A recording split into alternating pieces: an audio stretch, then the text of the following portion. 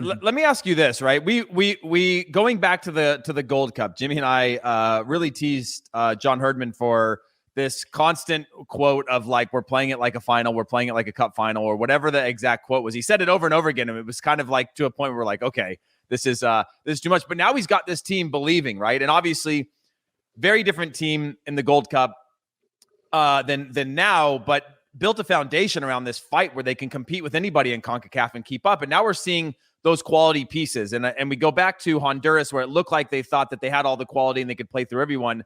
And then after that Honduras game, they sort of applied that, hey, fight plus quality leads to something special here. So do you think that this Canada team can compete for the number one spot in CONCACAF? Do you think that they're a guaranteed spot in this upcoming World Cup?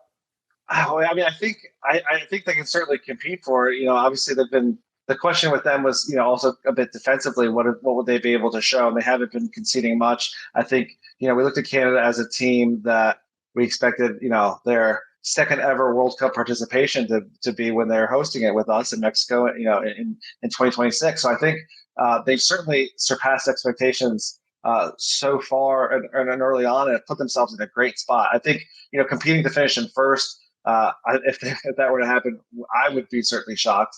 But I think, we've seen maybe not as much as we expected from some of the other national teams, not to take away from Canada, but they've really taken advantage of this opportunity and have positioned themselves incredibly well. I think, Costa Rica, aging and not having that much, Honduras being widely consistent despite having some quality players, Jamaica, without having Michael Antonio and Leon Bailey, don't think they, certainly have what it takes. So I think Canada's in a position where, they've got big name players that people know about now, especially going forward. Defensively, they've been able to do a really nice job. They've gotten some, pretty surprising results. I mean, to get a point in the U.S., to get a point in Mexico, I think they're at a point now that they fully expect to be at the World Cup next year. And, I would be surprised if they're not there.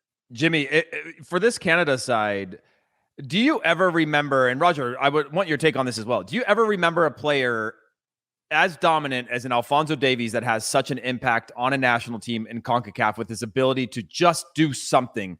And, we've got Landon Donovan's. Mexico's had their legends as well. But has there ever been a player that has so much impact, in your opinion, on the ability of their national team? Because, look, and it's not just him. They actually have a really quality national team now. I'm a bit worried about their back line. Yes, they don't concede much, but it doesn't match the quality of some of the other pieces they have on the field, which may be enough. And I think it will be enough.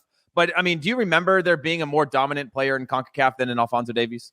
It's been a while, I think, since we've seen someone who can single-handedly change a game like he can. His goal against Panama where he gets the ball off the sideline, tracks it down. I mean, he's way behind the guy and continues to play through it, and obviously then has the composure to finish it. He was in and around basically every single meaningful attack. Either he's making the pass or he's making the run that leads to a pass that leads to a goal or a good opportunity. He's super influential. And I know there were some claims that, why is John Hertzman not playing him in the outside back position? That's where he plays for Bayern Munich. That's where he should play for us. And it's clear that he needs to be in and around the ball and a little bit higher up the field for him to really, I think, be as dangerous as he has been. And he's such a threat. You have to now commit 1, 2, 3 players over there to keep an eye on him. But now, because, as you mentioned, Heath, that Canada does have other options. I mean, Tayon Buchanan had 2 goals last night, and getting on a header, created another one. Actually, it was an own goal that got credited, but he made a good run on the set piece to make it happen. I mean, he's got that kind of breakaway speed as well. So now they've got this balance. And then you obviously have a highly confident striker in Jonathan David. And they start to become a little bit more unpredictable, because if you start to overload one side to defend one and you leave somebody else that's isolated like a Buchanan 1v1, you're going to get crushed.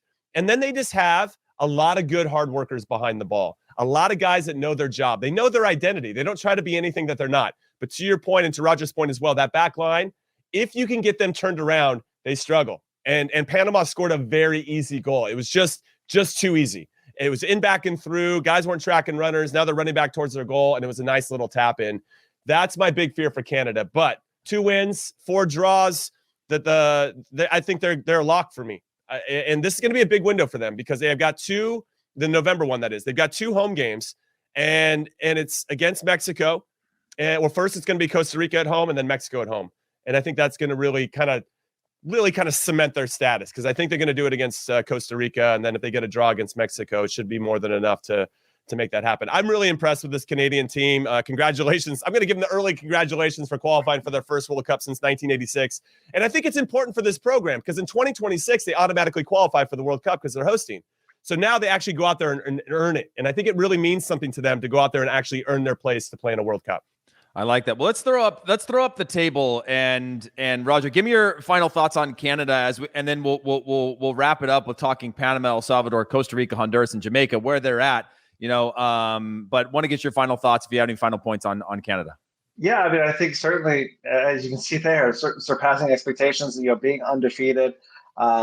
Jimmy certainly feels confident about them, having potentially already qualified, thinking they're going to get there. And I go back to just that, one game could change everything, and just seeing teams that are certainly within a striking distance, but to have a 4-point cushion over Costa Rica, and if they can beat Costa Rica head to head in this next window, then I think at that point you're just thinking at worst they're in the the Intercontinental playoff. As long as they can avoid somebody like Uruguay or Colombia, they'd be in pretty good shape. So it's been amazing to see. This is a national team that from the outside, people never thought much of them. Especially lately. So for them to be where they are now and have some really talented players that could play for most of the other national teams.